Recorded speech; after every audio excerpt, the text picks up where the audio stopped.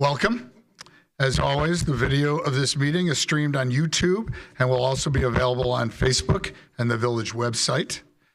I'd like to call the meeting to order and ask Clerk Saladino to call the roll. Trustee Augustine. Here. Trustee Gale. Here. Trustee McGee. Trustee O'Brien. Here. Trustee Peterson. Here. Trustee Thompson. President Kugler. Here, and Trustee Thompson is at a work event out of town, and Trustee McGee is feeling ill, and so we wish her a speedy recovery. Our finance director, Susie Mika, is ill also. We wish her a speedy recovery. And with that, we have a lot of people here for a lot of good reasons, and that's great. We're going to start with the Pledge of Allegiance, and I would invite anybody from the League of Women Voters that wants to lead us off to come up to the microphone. And some have to come, so hurry up.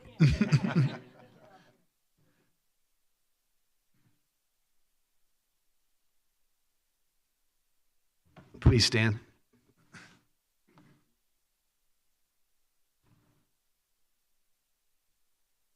To the flag. To the republic for which it stands, one nation, under God, indivisible, with liberty and justice for all. Thank you.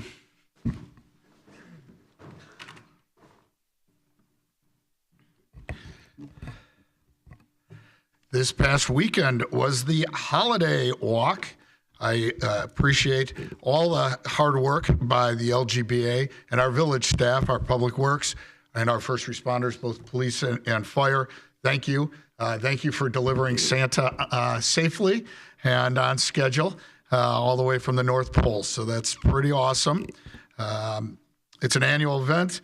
We get together for kids, the tree lighting, and visits with Mr. and Mrs. Claus, and we do love to celebrate here in LaGrange. And we do want to wish everybody a very, very happy holidays. Happy and safe holidays. It's my honor to welcome Sebastian Katzel, firefighter.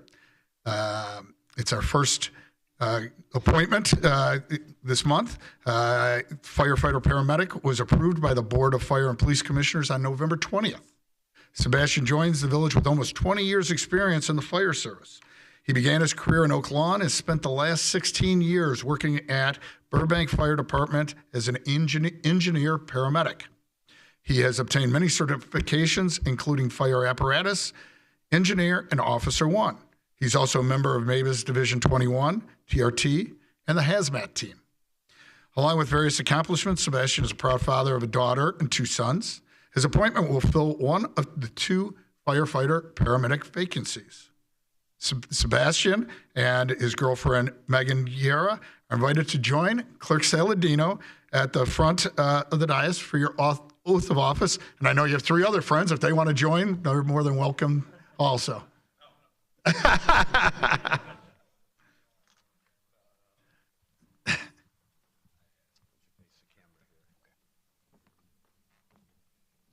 your right hand and please repeat after me.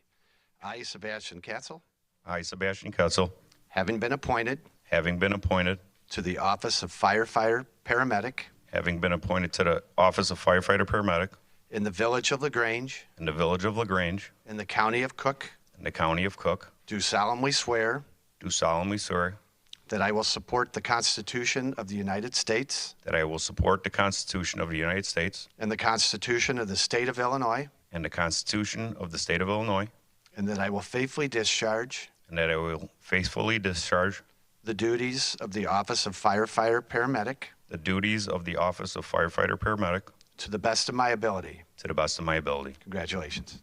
Thanks.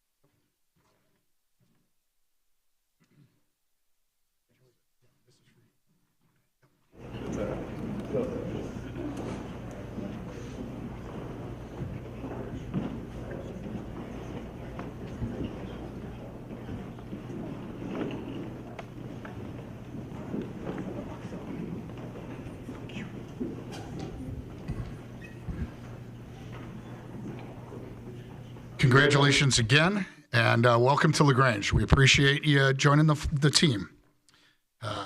We're going to move now to more of a routine, mundane property tax levy issue, and then we'll get to more fun things. So the next item under the President's report is the proposed 2024 property tax levy. The preliminary 2024 village property tax levy was reviewed during the November 25th, 2024 village board meeting. Direction provided at that meeting was to increase the property tax levy by the consumer price index 3.4% plus any new growth. While property tax levy does not rise to the level requiring a public hearing under the Truth in Taxation Act, the village has elected to hold a public hearing to ensure that interested parties have the opportunity to provide comment. A notice of public hearing was posted and published in the newspaper of general circulation. At this time, I'd like to open to the public the hearing and invite anyone that wishes to provide comment to head to the podium. Again, this is only for the property tax levy. And may I have a motion and a second to open the public hearing? I move we open the public hearing. Second. Thank you, Trustee Gale and Trustee O'Brien. With that, if anybody wants to talk, please come to the podium. Seeing none, do any trustees have any comments, questions, concerns? Seeing none, I'd ask Clerk Saladino for a roll call vote. I don't vote on this. Trustee Augustine. Aye. Trustee O'Brien. Aye. Trustee Peterson. Aye. Trustee Gale. Aye. And that passes unanimously, although I think I was supposed to say before we did that vote that can I have a motion to close the public hearing? Is that necessary to close it? Or was that just to close it, that vote? I may have misspoke and said it was a vote on the 3.4% levy, but it was actually to close the session. Public hearing.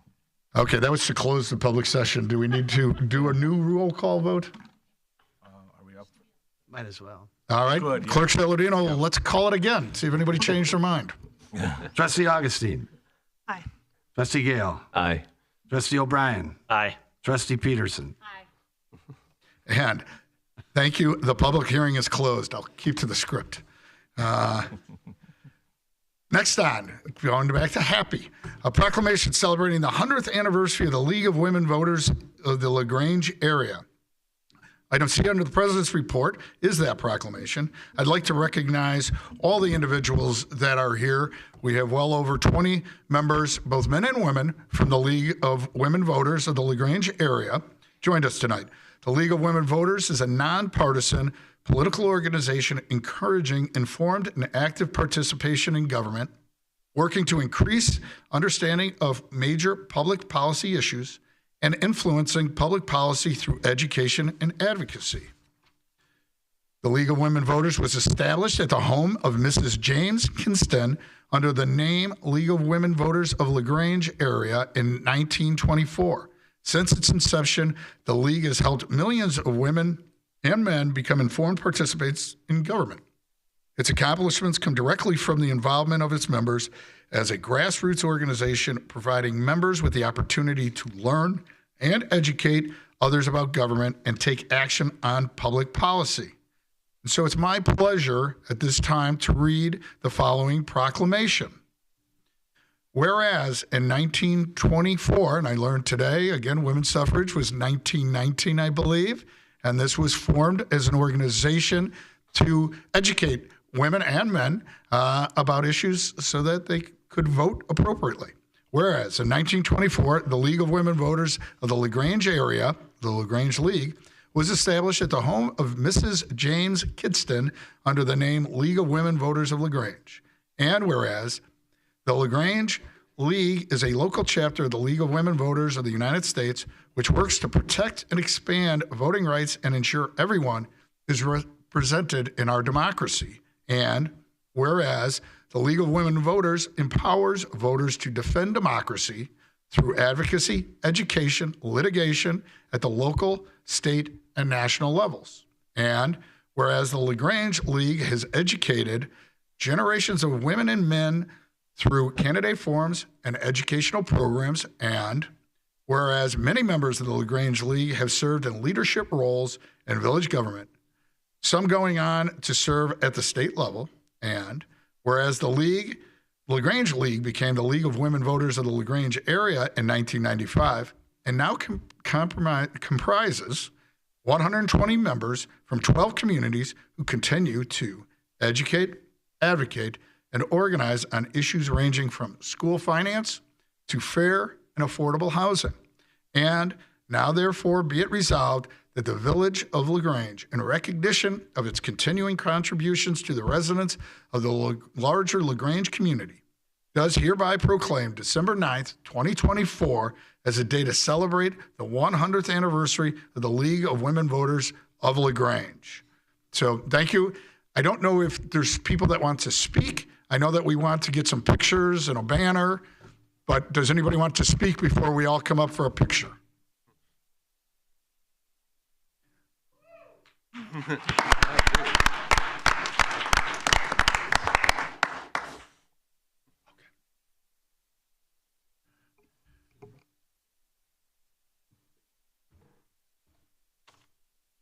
I'm Lori Brown, and a resident of LaGrange for 46 years and a member of the League for 35.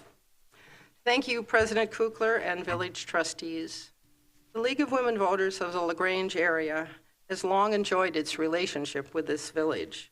From gatherings in the 1920s in the Green Shutters Tea House, business luncheons, 35 cents, to working with the village in the present day. A former village president said of the League that the relationship was always respectful, whether we were standing shoulder to shoulder or going toe to toe. This type of civil, respectful participation in government, so badly needed today, has been a firmly held principle of the League of Women Voters since its inception. Attending tonight are members of the League, both men and women, who represent hundreds of years of participating in democracy. Notably, Pat Mrazek, who joined in the 1960s, is in attendance tonight.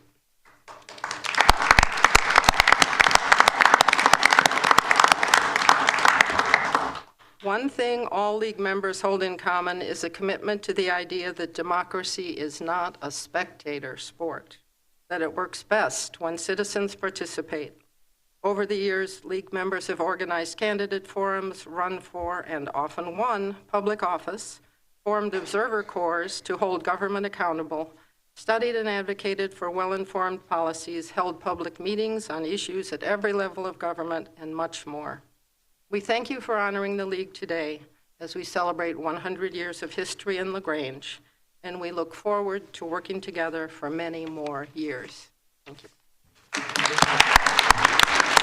Thank you very much. So do we want to come up for a picture? That'd be great. Well, the board will come in front and we'll take a picture holding the banner.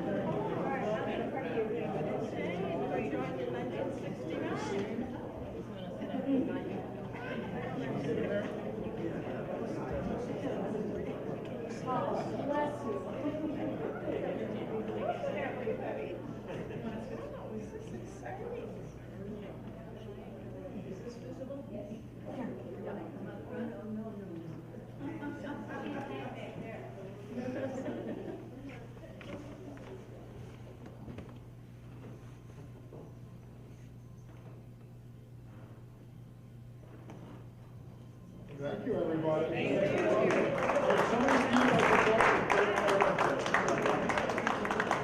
Everybody can apply. I'll say that.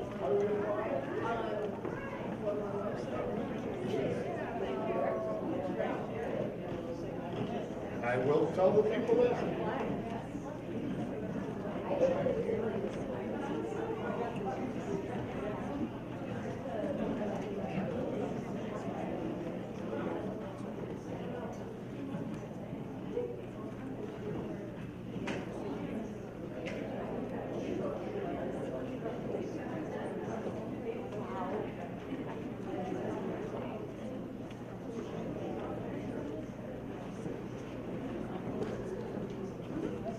Thank you, League, for coming out tonight. Congratulations on 100 years. Thank you for everything you do for LaGrange. And for anybody in the audience or at home that would like to join the League of Women Voters, please go on their webpage, League of Women Voters, Area LaGrange, and apply. And they'll be happy to have you. The more the merrier. And with that, I would ask if Manager Knight, if you have a manager's report. We do. Thank you, President Kukler, and good evening, everyone. Item A under the manager's report is the fiscal year 2023-24 annual comprehensive financial report. This report of the Village of LaGrange for the fiscal year May 1, 2023 to April 30th, 2024 has been prepared by Auditor Sikich LLP for Village Board review and acceptance. The auditors have rendered a clean opinion, which indicates the financial statements presented fairly in all material aspects, the village's financial position and results of its operations as of April 30th, 2024. The board packet also includes the auditor's communication, and Jim Savio from Sikich has joined us here at the podium for the presentation. Great. Thank you very much. Thanks, everyone, for your time here tonight. I really do appreciate it. I will go through the annual comprehensive financial report. I'm going to go. Want to hit the mic button? There we go. Yeah, it's on. Okay, thank you. Is that better?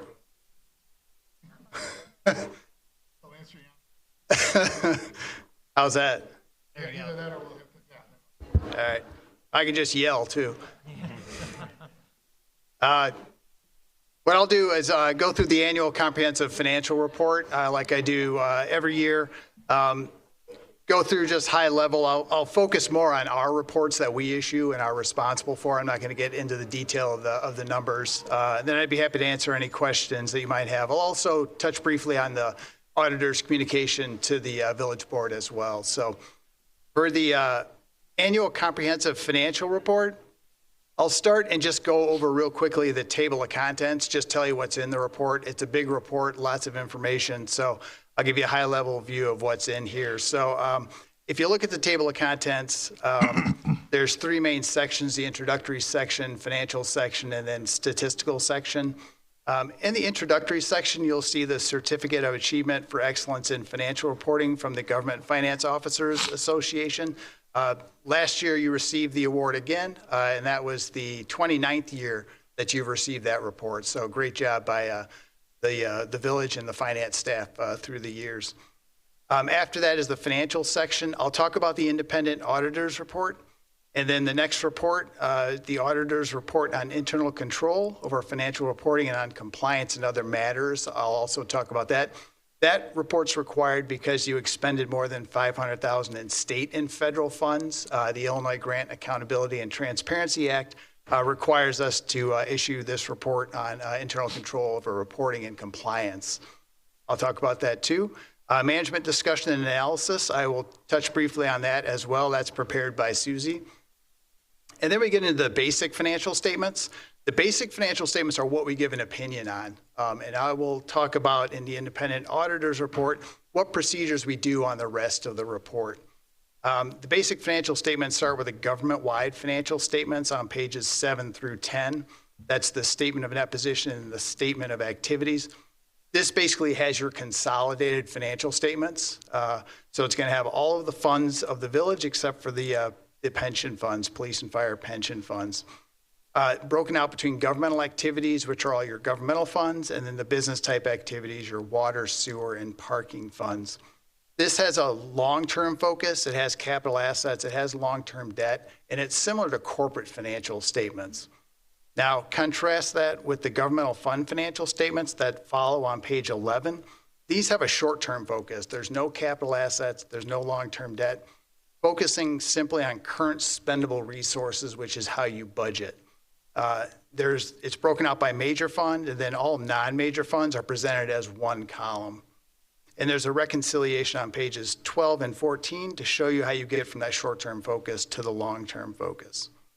Now, the second page of the table of contents, you'll see the proprietary funds. This is your water, sewer, and parking on pages 15 through 19.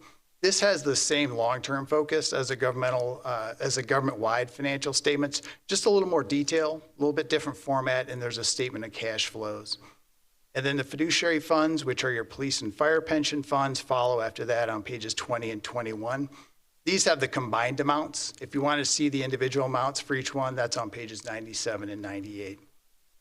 After that are notes to the financial statements, about 50 pages worth of notes that really support the basic financial statements and should be read in conjunction with them. After that's the required supplementary information, or RSI, I might refer to it as. There's a budget versus actual for the general fund, and then there's some more information on your pension and OPEB plans. Next page of the table of content is the combining and individual fund financial statements and schedules. So these have all the combining statements for non-major funds, detailed budget versus actual statements and schedules, and then also some information on your long-term debt requirements. And then the final thing in the report is the stats section. You'll see that on the very last page of the table of contents, broken out into those 5 categories: financial trends, revenue capacity, debt capacity, demographic and economic information, and operating information. So a lot of great 10-year trend information in this section. So highly recommend taking a look at that. So that's what's in the report. I'm going to start with the independent auditor's report. That's going to be on page 1 of the annual comprehensive financial report. So the page numbers I'll reference are the report page numbers. So the independent auditor's report, like I said, this is what we're responsible for and what we issue. The opinion paragraphs are the very first section now, and we issued an unmodified opinion, which is the highest level of assurance that we can provide to the village.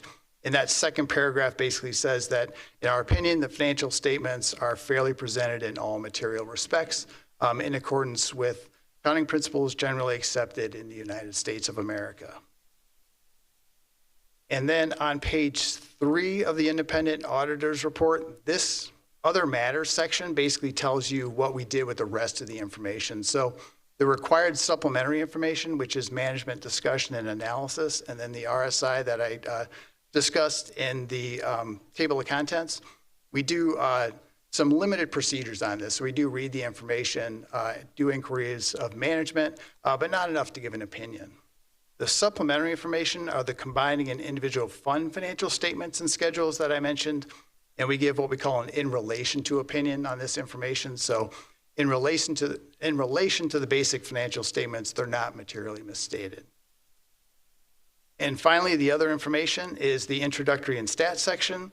This we don't give an opinion on. We do read it, make sure it's not materially inconsistent with the basic financial statements or otherwise materially misstated. If it were, we would ask you to correct that. If you didn't, we would communicate that to the board. So everything was materially consistent with the basic financial statements. And then right after that on page 5 is the report on internal control over financial reporting and compliance and other matters. On page 5, the very last paragraph will basically give our report on the internal controls. And basically what we say is we didn't find any material weaknesses.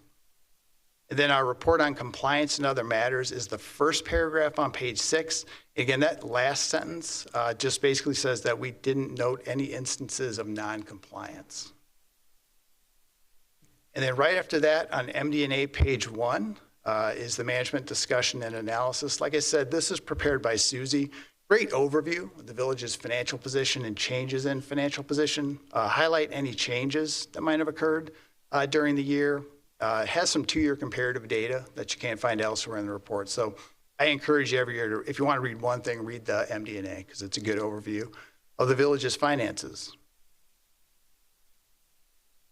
Moving on from that, I'm just going to touch real briefly on the governmental fund financial statements. That starts on page 11. So the governmental funds balance sheet. Now I'm just going to focus on the general fund, which is that very first column. You'll see all the way down at the bottom, fund balance is basically your retained earnings. If this was a for-profit corporation, you can see the unassigned amount is about $13.4 million, an increase from the prior year balance of $12.6 million. That's about 85% of current year expenditures or a 10-month reserve, which meets your fund balance policy. And then the income statement for the general fund is on page 13. And again, about halfway down the page, you'll see the excess of revenues over expenditures was about $5.8 million. Again, that's an increase from the prior year's $4.9 million. And then after transfers out, the net change in fund balance was about $1.6 million. Last year, after transfers, it was a small loss of about $276,000. And then there was a prior period adjustment. There's more information on that in footnote 13, but basically what that did is you now recognize your IRMA excess surplus. Previously, you could only access that once a year, so it was considered unavailable. Now you can access it quarterly, so it's considered available now for the general fund, so that increased the beginning fund balance by about $2 million. That is all I have for the annual comprehensive financial report. I will note, like I said, that we did issue our auditor's communication to the village board. And in that, there's some required communication that we have to have with you each year. That's required by auditing standards. That's on pages 2 through 4. Pretty routine this year. We didn't implement any new accounting pronouncements. No disagreements with management, no significant delays in the audit. So you can read that, pages 2 through 4. After that, we list out any audit adjusting journal entries we found. So these would be adjustments we found as part of the audit process. Those are listed out on pages 5 through 13. And then past adjustments are adjustments that are deemed to be immaterial, but above a certain floor, we have to communicate that to the board. So that is on page 14. We just had one entry for that. And then the management letter starts on page 15.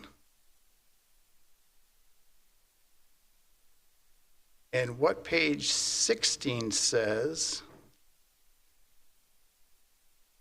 in that second paragraph, again, this is similar to the report on internal control, but we communicate in writing basically that we had no material weaknesses. And then after that on page 17, we did note 2 deficiencies this year, one related to investment income allocation between funds, and then the audit adjustments that we did find this year. And then another comment on some uncollateralized deposits, that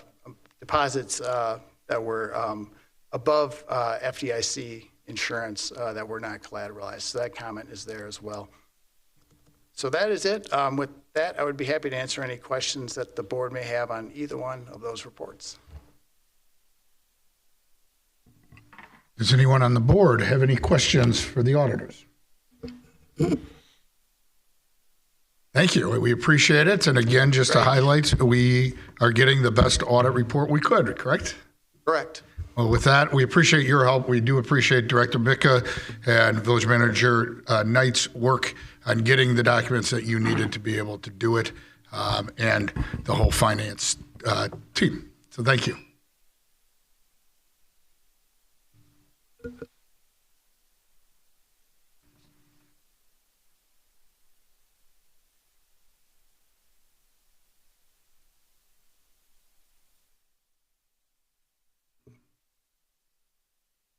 Are we done with the village manager? Nothing further other than to wish everybody happy holidays. Thank you. This is our last meeting before the Christmas and New Year holidays, so our last meeting of 2024. So thank you, Village Manager Knight, for that. Village Clerk Saladino, I'd ask that you read the items on the consent agenda, followed by those items appearing under current business. Matters on the consent agenda will be considered by a single motion and vote because they already have been considered fully by the board at a previous meeting or have been determined to be of a routine nature. Any member of the Board of Trustees may request that an item be moved from the consent agenda to current business for separate consideration. Item A, an ordinance providing for the annual tax levy for the Village of Grange, Cook County, Illinois, for the fiscal year May 1st, 2024 to April 30th, 2025. Item B, an ordinance approving the abatement of 2024 tax levy, general obligation alternative revenue water bonds, Series 2012A. Item C, an ordinance abating the 2024 tax levy, general obligation bonds, sewer system, alternative revenue 2015, alternative revenue sewer bonds. Item D, a resolution approving a supplemental statement of work with Municipal GIS Partners Incorporated for GIS service. Item E, minutes of the Village of Grange Board of Trustees meeting Monday, November 18th, 2024. Item F, minutes of the Village of Grange Board of Trustees meeting Monday, November 25th, 2024. Item G, December 9th, 2024 consolidated voucher. Current business. This agenda item includes consideration of matters being presented to the Board of Trustees for action. Item A, a resolution to accept planning technical assistance services delivered by the Chicago Metropolitan Agency for Planning. Item B, an ordinance granting a zoning variation for village zoning code requirements regarding solar panel installation for 116 North Stone Avenue. And item C, an ordinance granting a zoning variation from solar panel requirements at 739 South 11th Avenue.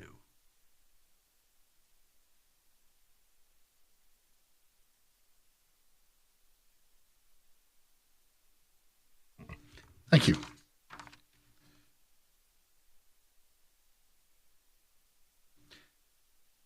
Next, we are at public comments regarding matters on tonight's agenda.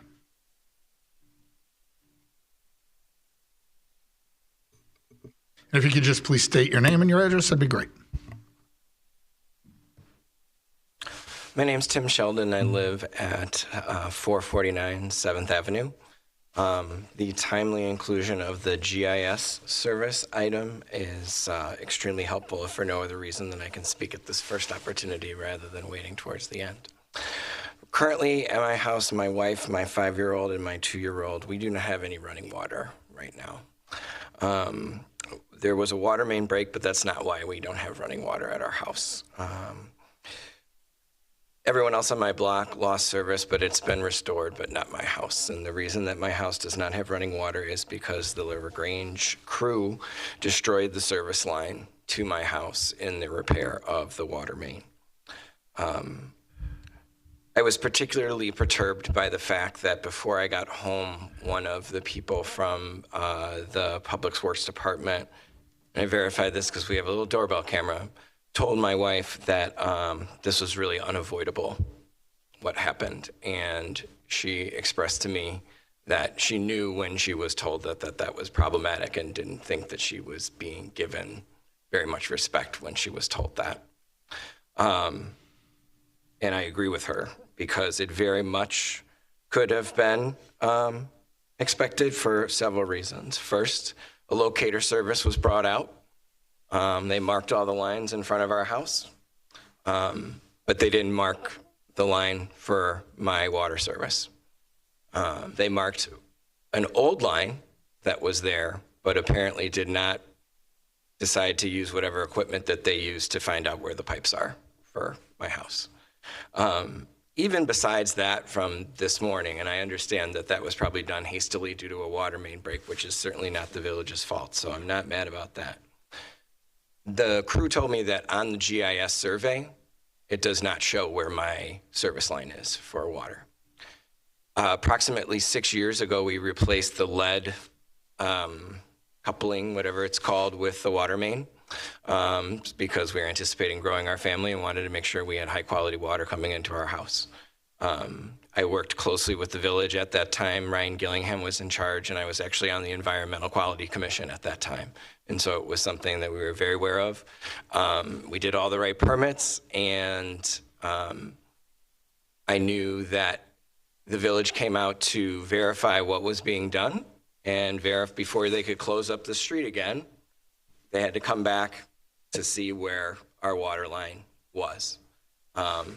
And apparently nobody updated the GIS survey to show where our water line was.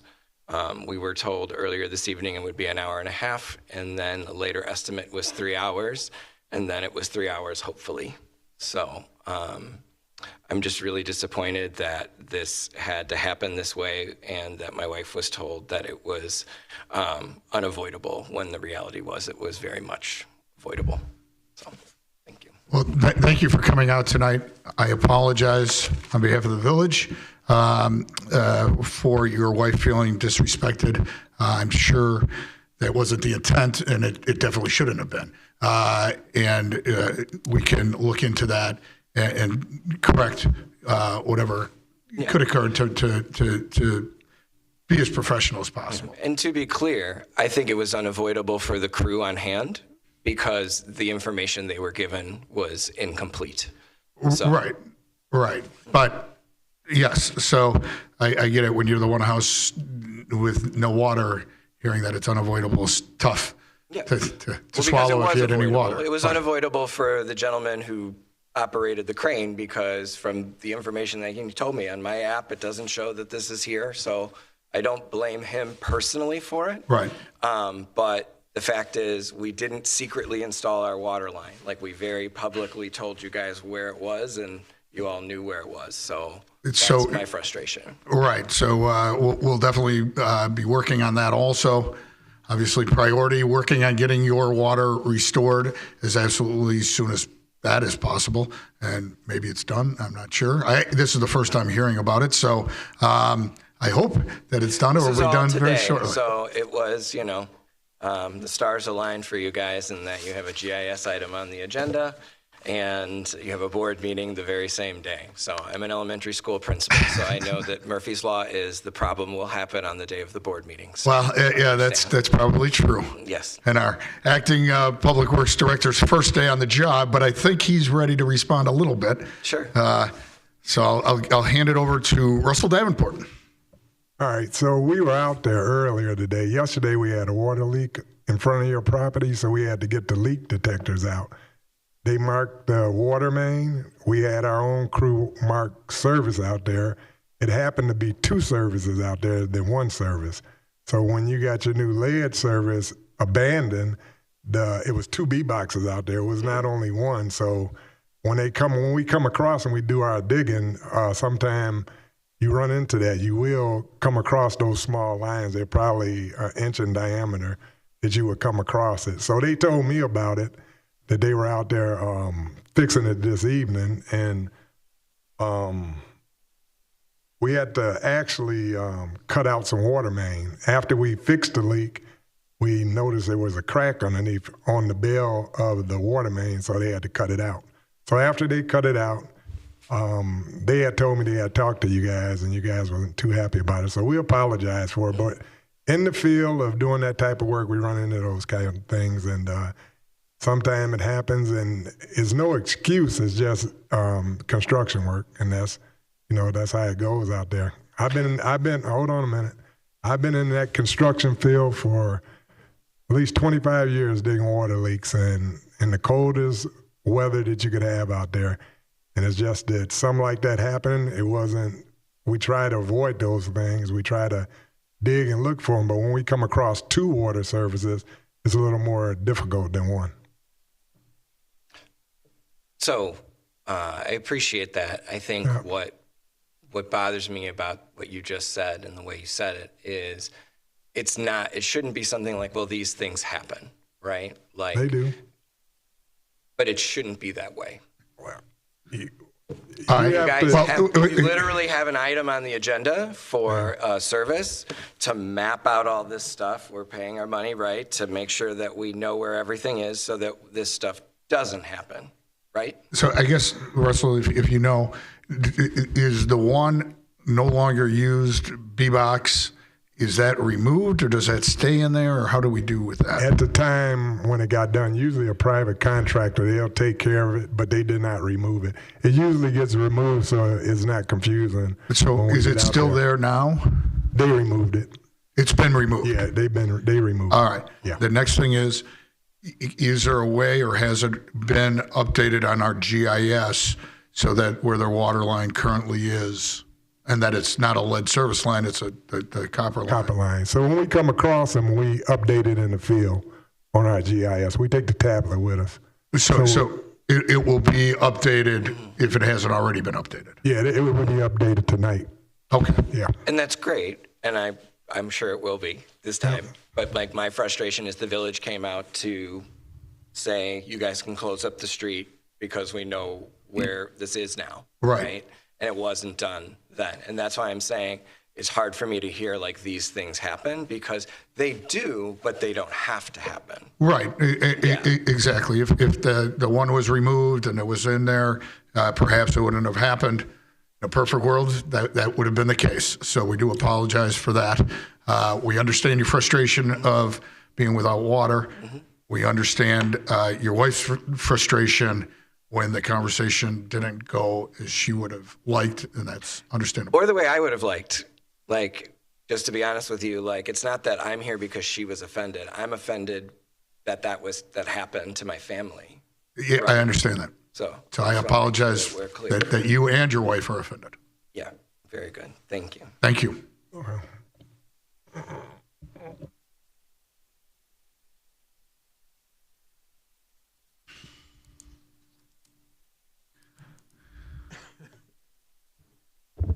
Good evening. Good My evening. name is John Pluto, and I live at 718 East Avenue.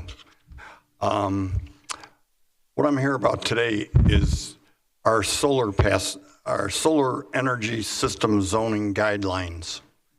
The gentleman got up at a meeting 2 meetings ago and spoke about it. He got denied because obviously he was trying to put his panels up on the front of his house, and his house didn't face south. Now, I can read this, the guideline here, and it says, no panels located on a single-family dwelling may be mounted facing or within a 60-degree angle of the front line. So that means that you cannot put solar panels on the front of your house, according to your zoning laws. But there's an exception. If the front line is the most southerly lot line of the zoning lot. So if your house faces south, you can put solar panels on the front of your house. Am I correct in assuming that?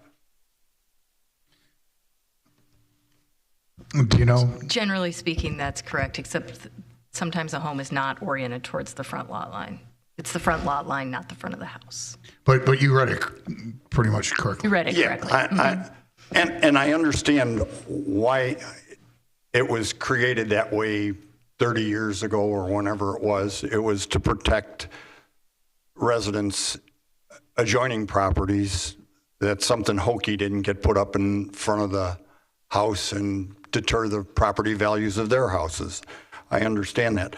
But we're in 2024, and everybody is, I think it's a great idea to offset your energy with solar energy. It's clean. Get rid of the carbon fuels, no pollution. Great idea. But this leaves people with their houses that are actually the whole town of LaGrange is kind of put up backwards because the streets are running the wrong way. They should go, instead of north and south, they should go east and west. So everybody would have a 50-50 shot at getting solar energy on one side of their house. but it didn't work out that way. But I believe that there has to be a better solution to the 60-degree angle front lot line, only allowing people with south exposures to use that. I think the people that live with a west exposure, an east exposure, in order to get those systems to work, you have to have the solar panels. So I know there's a couple of people coming tonight, and the guy from a couple weeks ago.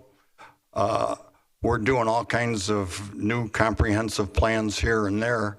I think this is one of the things that we should be working on to satisfy our energy needs of this country. Thank you for your time. Thank you for your thoughts, Mr. Pluto.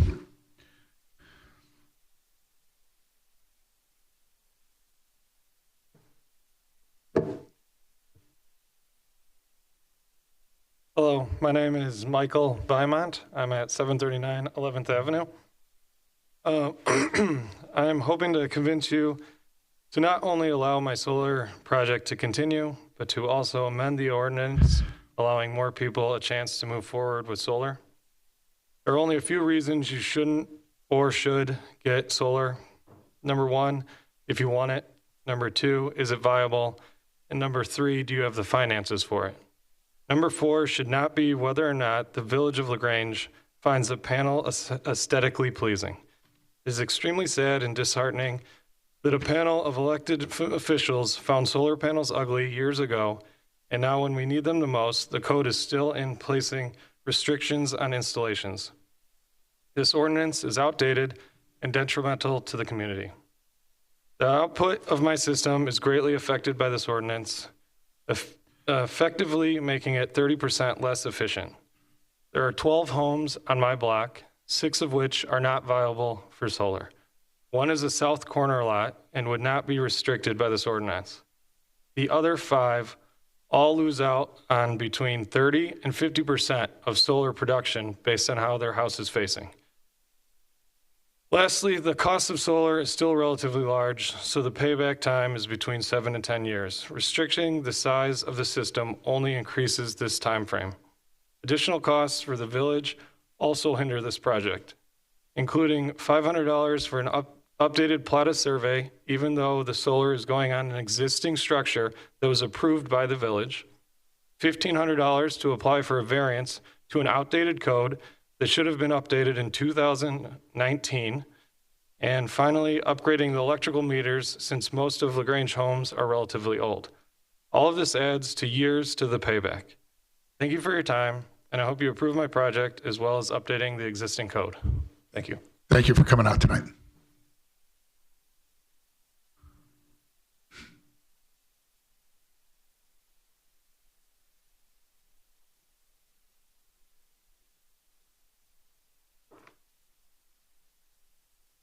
My name is Maurice McGee, and I live at 18 Story Avenue. And I'm in total agreement with the 2 gentlemen who spoke before me. And as one gentleman said, this is 2024. And as a village, we really have to look at what we're doing and how we're restricting solar panels in our neighborhood. And when you restrict those panels, it's costing the residents money. Like the gentleman said, mine, for instance, I lost 40% of power simply because of the 60-degree or 6-degree, whatever the code says it couldn't be. And again, if it's aesthetics, then no one from the street level can look up and see the solar panels on the top of my roof. And I really don't know at the time when the ordinance was put in, the reasoning behind that ordinance. But I feel being 2024, the ordinance needs to change. You guys are stopping progress. The village is stopping progress. And that should not be what the trustees of the village would want to do, is to stay in, I don't know, the 1800s or something like that as far as upgrading your ordinances. And again, that's because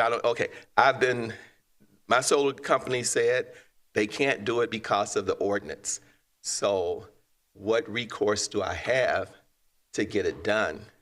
Only recourse I have is for the board to change it and say, okay, you guys can do it.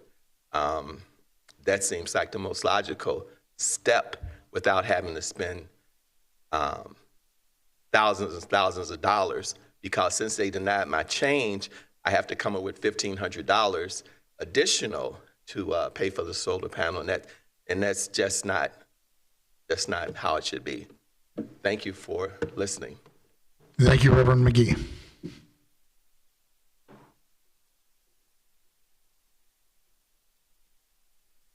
Good evening, Dave Bernhardt, 755 11th Avenue.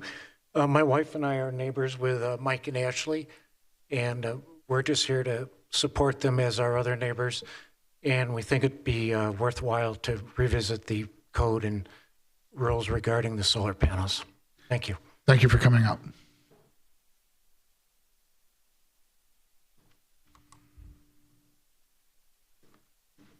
Hi, my name is Vanessa Berry. I do not live in LaGrange, but I'm here on behalf of my brother. I volunteer with Citizens Climate Lobby, and I advocate for green energy and electrification. So by limiting roof locations where homeowners can install solar, the village is actively discouraging solar adoption. The ordinance as it's written now prevents homeowners from being able to fully benefit from state and federal incentives and limits how much money they can save on their energy bills. Many homeowners may elect not to install solar at all if they can't fully cover their energy usage with the system they're allowed under LaGrange rules. And while this causes individual homeowners to lose money, it also causes the village to lose money. According to 2024 data, homes with solar sell for an average of $25,000 more than those without. So LaGrange is indirectly lowering their home values in the city with this ordinance in place. I did some research on other local governments, and I didn't find any in the area that contains similar language to LaGrange. A few, including Willowbrook and Burr Ridge, had language that was about aesthetics, but it only required systems to be flush mount with the roof or use neutral coloring, brackets, and frames. Riverside discouraged homeowners from putting solar on roofs visible to the public, but it was not a requirement if that would impact the solar system's viability. And Oak Park had language discouraging street-facing systems, but it only applied to historic homes. And according to SoulSmart, a national organization dedicated to helping local governments follow national best practices to expand solar use, an overall best practice is for communities to allow a solar energy system to be displayed openly and avoid onerous screening and aesthetic requirements. Local zoning codes should be reviewed to ensure that they don't contain restrictions that intentionally or unintentionally prohibit solar development. LaGrange has a silver designation from SoulSmart, so you should be following your guidelines when you work to improve village ordinances. And because of the changes in ComEd laws with net metering, you should probably do it tonight so that homeowners can take advantage of the net metering before the new year starts. Thank you. Thank you for coming out and joining us tonight.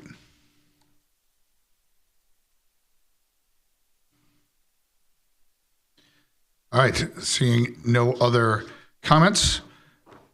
Oh, sorry about that. Thanks. I'm Kathleen Falk. I work for Certison. That's the contractor for Vimont and O'Mahony, the two solar variances that are on the agenda. So I'm sorry, what? Kathleen Falk. I work for Certison, the contractor on the O'Mahony and Vimont projects. Those are the solar variances on the agenda tonight. Okay. I just wanted to respond to the Zoning Board of Appeals report findings and recommendations. There are some things where we're in agreement, but some additional comments I wanted to make. Please do. Okay. So this gentleman did a really good job explaining the zoning provision where you can't have solar on the front unless it faces south. If the south roof is street facing, not if it is side facing. And that's why we're here. So we are in agreement that this zoning restriction creates a practical hardship for Mr. Vermont. His solar system would save him over $100,000 in the next 25 years. and netting out the cost of this system that is over $83,000. And like the woman from the climate lobby pointed out, in every other municipality in the Chicagoland area, almost every other municipality, he would be allowed to install this on the front of his house. However, there are 7 criteria for a zoning variance in LaGrange, and one is that it needs to have a unique physical condition. It doesn't say that it has to be the only house in LaGrange that has these physical conditions, and there are other houses in LaGrange that also face west and have really good solar potential on the west. But if you were to take away all of the hipped roofs and you were left with only gabled roofs, and then you took away all of the houses with one roof facing north and one roof facing south, and then took away all of the houses on the west side of the street, because those have the west facing in the backyard and they're not affected, then you have the group of residents who are banned from putting solar on the west side of the house. So it isn't just Mr. Vimont, but it is a subsection of homeowners in LaGrange. He can't change the orientation of his house, so there's nothing he can do about that. There is an argument around if he's being denied substantial rights for Mr. Vimont if he reduces the size of the solar system. It's a loss in savings of $24,000 over the life of the system, and that solar system is only $2,400,000 less expensive with fewer solar panels. So I don't think that's inconsequential, and I don't think most people would. It also can't be merely a special privilege, but I do think because really the special privilege is for those who can put solar on the front of their house if it faces south.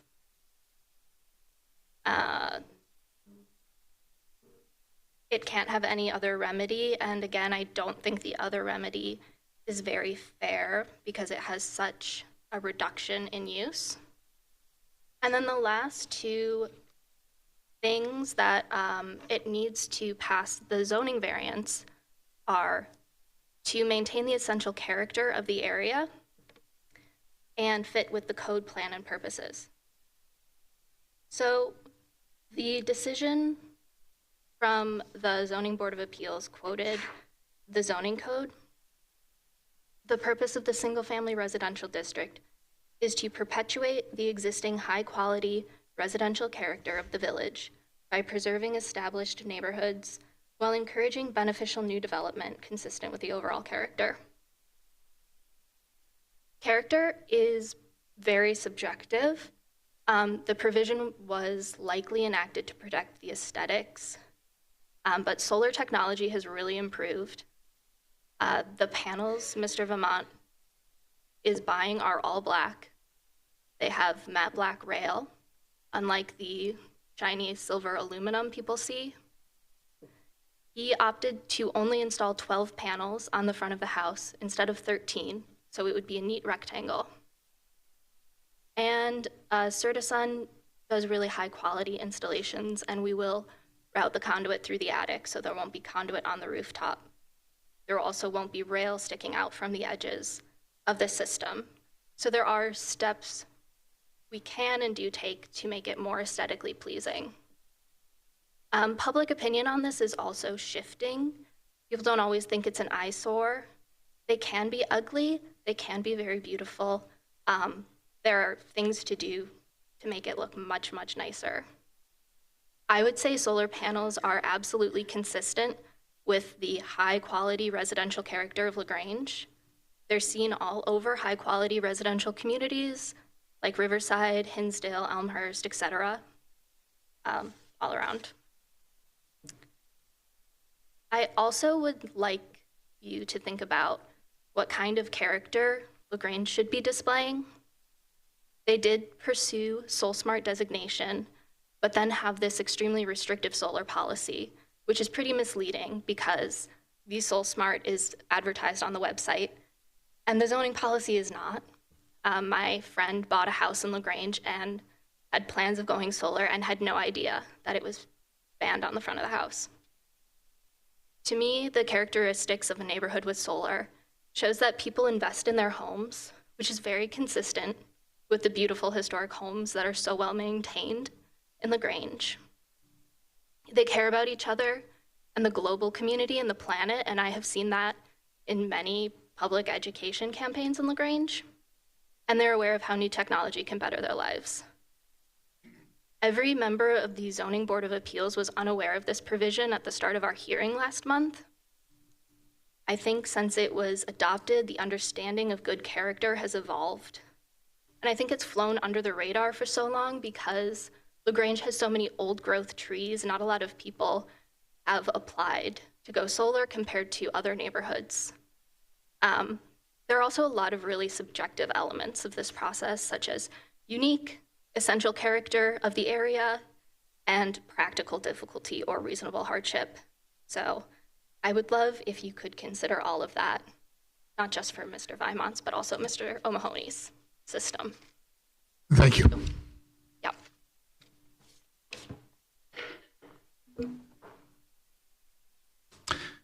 Seeing no other comments, may I have a motion to approve the consent agenda and a second? I move we approve the consent agenda as presented. Second. Thank you, Trustee Gale, Trustee O'Brien. Any discussion? Thank you, President Kukler. Just as previously stated, I recuse myself from voting on any agenda items related to the village prosecutor. Thank you. Any other comments? Seeing none, Clerk Saladino, can you call roll, please? Trustee Peterson. Aye. Trustee Augustine. Aye. Trustee O'Brien. Aye. Trustee Gale. Aye. And that passes unanimously. We're now moving on to current business. The first item under current business is a resolution to accept planning technical assistance services delivered by CMAT, the Chicago Metropolitan Agency for Planning. Earlier this year, the village submitted an application to the Chicago Metropolitan Agency for Planning Local Technical Assistance Grant Program to advance a variety of planning priorities identified through the development of the LaGrange Forward Comprehensive Plan. The village was successful in its application and has been awarded technical assistance from CMAP to create a corridor plan for South LaGrange Road that will further refine the connectivity, pedestrian safety, and redevelopment priorities identified at LaGrange Forward for this area. While not contemplated during development of the fiscal year 2024 budget, sufficient funds exist for CMAP's required $24,000 local contribution for the plan. Accordingly, I request that a trustee motion for resolution and a second to accept planning technical assistance services delivered by Chicago Metropolitan Agency of Planning. I move for acceptance of the CMAP planning proposal. Second. Thank you, Trustee Gale and Trustee Peterson. Any discussion on this project? Trustee Augustine. Thank you, President Kukler. I just had a question about the contribution that we found out after we had sought this grant. What is the total budget that we have to kick in $24,000? Like, what would be the spend if we hadn't got this grant? I can't recall. I'm not. Director Jones, are you close? Or? Sure. So it's a little difficult for me to say because the way you typically would solicit planning services from an outside contractor is that you develop a scope of services of what you want done, and then they would provide you kind of with their proposed budget. You might have some budgeted amount already specified. With this program, it's a little different than the RTA program, where how we just did LaGrange Forward, where we partnered with the RTA. There was a percentage cost share, and then we solicited consultants jointly. With the CMAP program, it's actually CMAP's in-house technical expertise providing the planning assistance, and so there's not a separate RFP process. If I were to guess, I would say a project like this would probably be somewhere in the $50,000 to $70,000 range. You know, just because it seems like we didn't know about it until we got it. This was was it just not clear in there? So the application, we submitted for a variety of applications as we were in development of LaGrange Forward to implement the priority recommendations that were coming up as part of that plan process. The match was verified after we were notified of the approval from CMAP of the grant. And it's based on how they rank our community. They categorize various different communities within their planning region into different cohort groups, and we are in cohort 1, and so for any cohort 1 community, that match 1,000. Okay. I mean, it's just not a small chunk of change from any budget, and I know we're getting into budget season and discussion, so I just thought, we have that available, sure, but, everything's tight, so that definitely feels like the best way to spend money, though, right? And we have to update these things and evaluate these things down the road, so it's... Yeah, so this plan will build on the recommendations from the LaGrange Forward Comprehensive Plan in developing more detailed planning for the South Grange Road corridor, for connectivity, for crossings, for streetscape, and for adjacent land use planning. And when did we think we would get the plan delivered? Or if I missed it, is it 6 months, a year? So they have a February kickoff in their CMAC's tentative schedule, and then it's a 12-month to 18-month process. Thank you. Any other questions, comments on this resolution? Seeing none, I'd ask for a roll call vote. Trustee O'Brien. Aye. Trustee Augustine. Aye. Trustee Peterson. Aye. Trustee Gale. Aye. And that passes unanimously. We are now on to B, an ordinance granting a zoning variation from the village zoning code requirements regarding solar panel installation for 116 North Stone Avenue. And I'd invite Trustee Peterson to provide an overview of this item, but I do want to say that this B and C both need 5 votes. If you've observed, I normally don't vote. I only normally vote if there's a tie, except the exception is I can vote in this thing to make it 5 votes. So with that, I would ask Trustee Peterson to present B, an ordinance granting a zoning variation for 116 North Stone.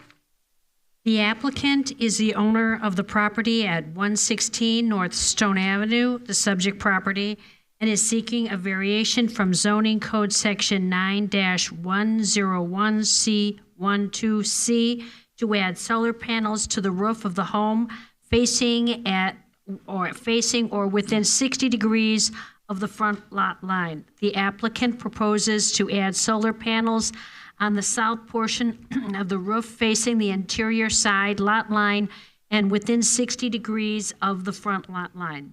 On November 21st, 2024, the Zoning Board of Appeals, ZBA, held a public hearing on the application.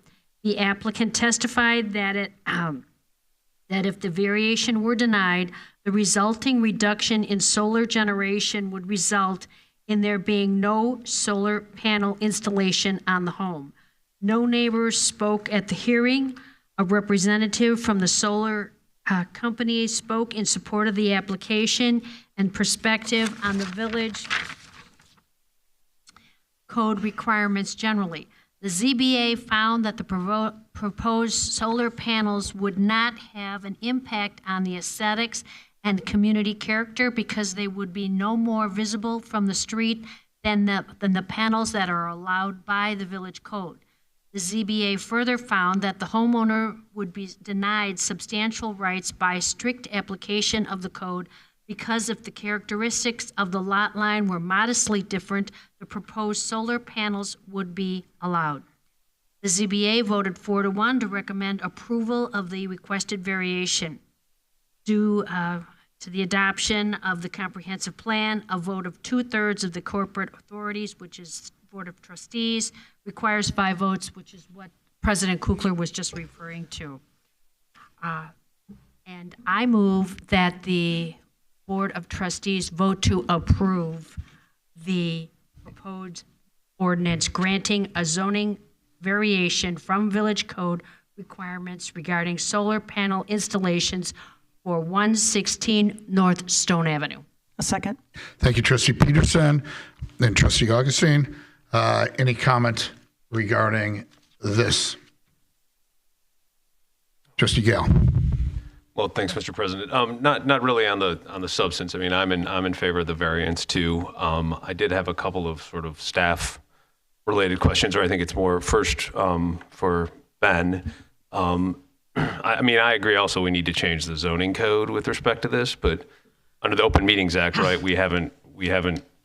That's not on the agenda, so probably we couldn't vote on that if we wanted to. Is that fair to say? That is one issue, and that's correct. Also, we have not done a public hearing before the Plan Commission on a text amendment to our zoning code. Got it. Before we do that, we have to do the notice, we have to do the public hearing, and go through that process. Okay, good. I mean, that's kind of what I figured, but I did while people were talking. I was actually editing the zoning code. I think I know how we could do it pretty quickly, but obviously we have to follow the procedure. So. Okay, that's that. And then sort of a staff question. I mean, my sense of the board, I'm the first one talking, so maybe I'm just intuitive to what everybody else is thinking, is that probably we want this changed. But in the interim, someone's got to pay $1,500 to go through the zoning code, go through the appeal process, right? Is that, Charity, is that the right amount? So for a variation, it's $1,500 for an escrow that's deposited with the village that's then used to defray the direct costs in processing that application. Okay, and then they get back whatever's not used? If there's money that's unspent at the end, they get a refund. Mm-hmm. Okay.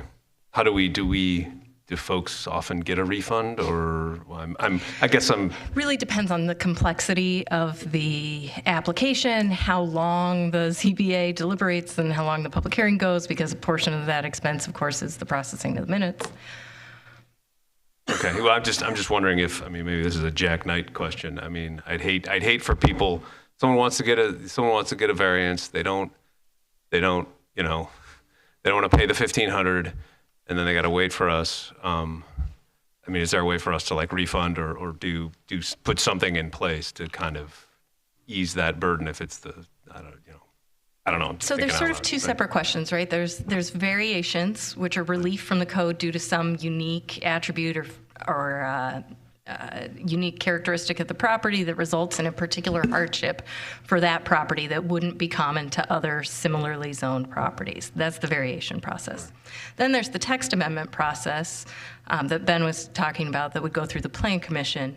You know, if a policy is to be changed broadly, to apply broadly, that's how that would be affected, is through a text amendment. Okay. Got it. So we just can't buy fiat, like, hey, everybody gets a refund, right? Basically, Jack, is that right? Or you're nodding? Okay, all right. Well, anyway, I mean, I'm in favor of the zoning variance, so that's enough out of me. Thank you, Trustee Gale. Any other, Trustee Augustine?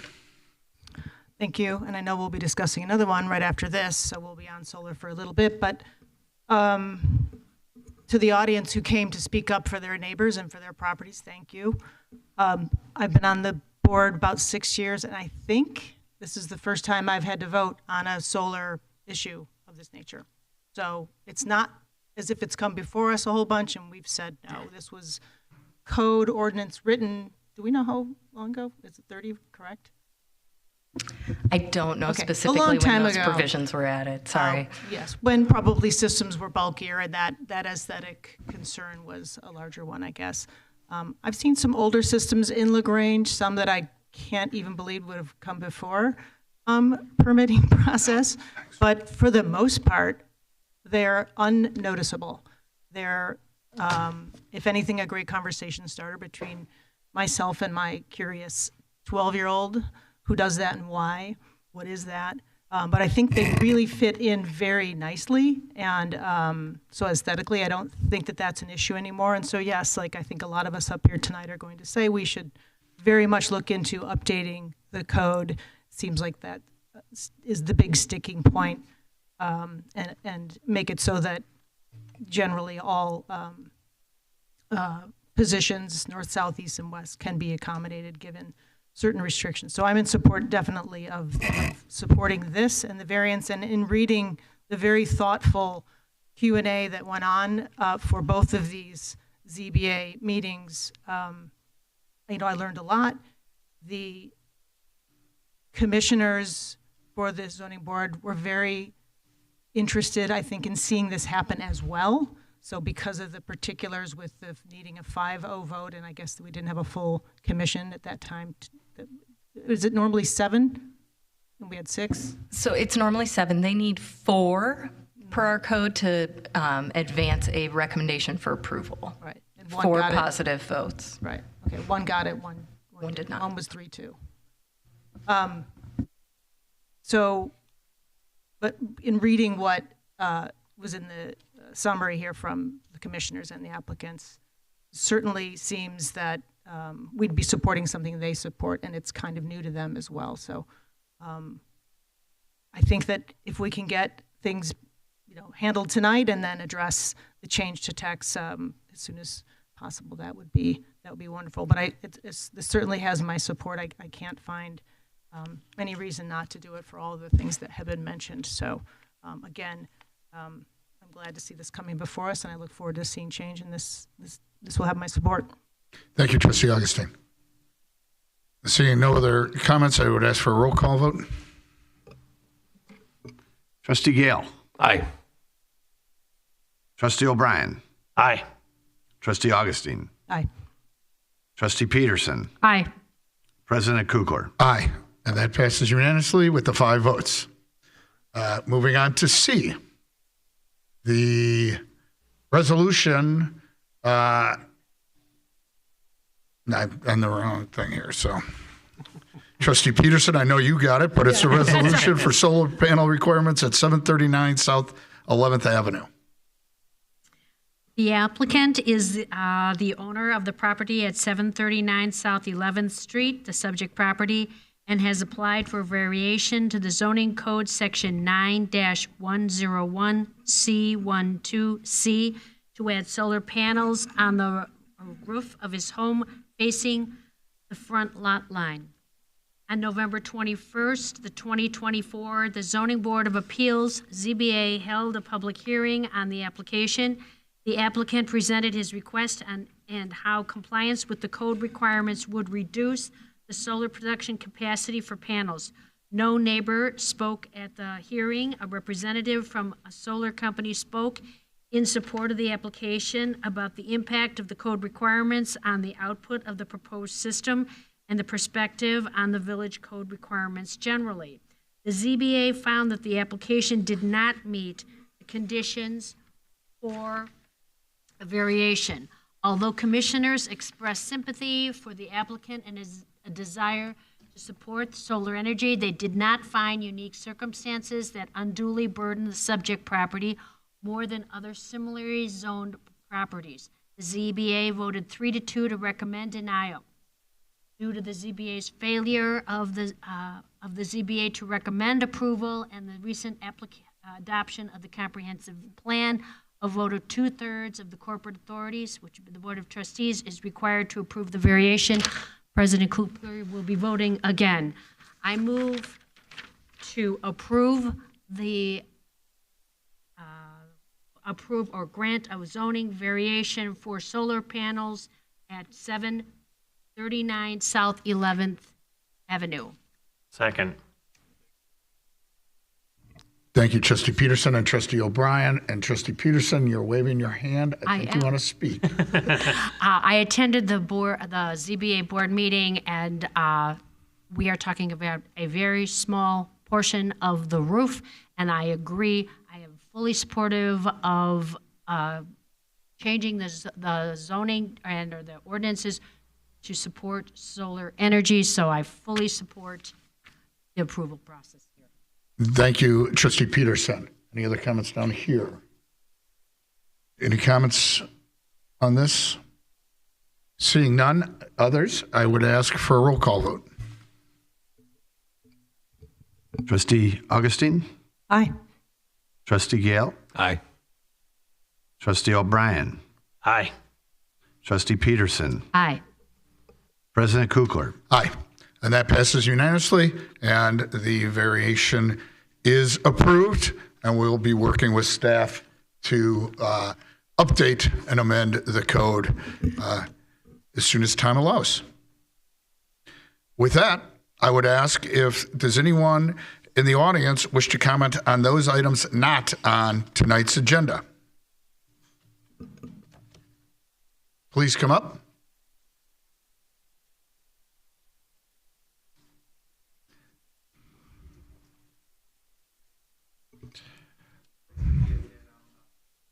Avenue.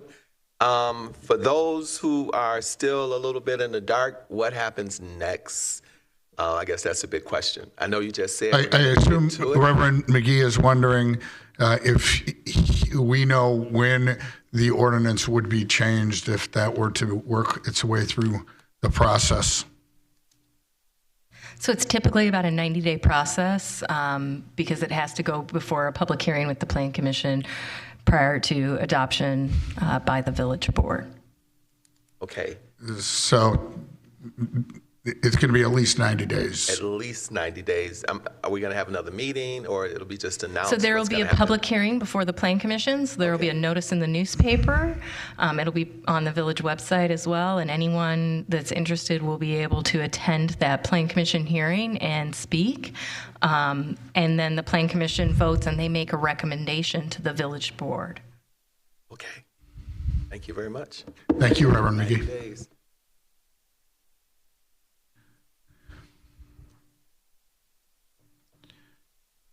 Seeing no other public comments, any trustee comments? Trustee Icing. I have one, and it just came up. You said that we get a notice in the newspaper, and I know that's getting harder and harder to do. Is it just the doings in the patch? Is that where it would go? Well, the patch isn't actually circulated physically, Yeah. so we do it in the doings. So just the doings? Yeah. And if you don't get the doings, you don't know about it? Would do other communities who have this? Isn't it the doings? Yeah. It'd also be on the village's website, circulated among postings on around Village Hall, so it's available. Okay. People can also sign up for updates from the village on our website. If you go to lagrangeil.gov, you can sign up for updates, and you can select to get all of the information about the Plan Commission meetings. Okay, and then would it also be, we share a kind of an unofficial LaGrange website with a Facebook site. Would it be on there? Would we post? I mean, I know we have a lot of followers. Could that be something that goes there? I'm just trying to think of how to get these notices out into to the broader audience of our community. Because the doings isn't really. It's hard. I mean, the other option would be the Tribune, but there's a significant cost to doing it. And particularly, we want to have your notices in the same place consistently so those in the community know where to look. So this is a challenge for so many municipalities now because readership is down of newspapers. And if you were do the Tribune on a lot of applications, the ones that are put forth by applicants, it adds a lot of cost to the application if it's published in the Tribune. And so. And I'm not suggesting that because I don't think that's an improvement. I still think the vast majority of people will miss it. So yes, the alerts that we have, which a lot of people don't know of, is a great thing to sign up for. But there are, the social sites that use Facebook are probably the best way to get messages out. And I would love to know that we could post some things out there. Might not get the most clicks, but at least it's there. Is that a legal thing? Because I know we legally have to post it to the newspaper, and that's been around since 150 years ago. It's a legal thing, but it hasn't kept up with the times. And so I'm interested in how we make sure that residents know about things who aren't actively just checking our website daily to, hey, what's going on? We'll certainly look into. Thank you, Trustee Augustine. Trustee Yale. Thank you, Mr. President. I just wanted to thank everybody who came out to talk about the solar issue. And in particular, I think I wanted to dovetail off Trustee Augustine's comments. I mean, I've been on the board for 8 years. I can't think of this issue coming up before. And I think in the 3 or 4 years before that, I've also similarly not seen it come up. So I want to thank everybody for coming out and I guess ask for our patience as we, try to prune this tree, if you will. So thanks. Thank you, Trustee Gale. Seeing no other comments, I would ask for a motion to adjourn. So moved. And a second. Second. All in favor, please say aye. Aye. And we are adjourned at 9 o'clock. Thank you. Happy holidays to everybody. Thank you for coming out.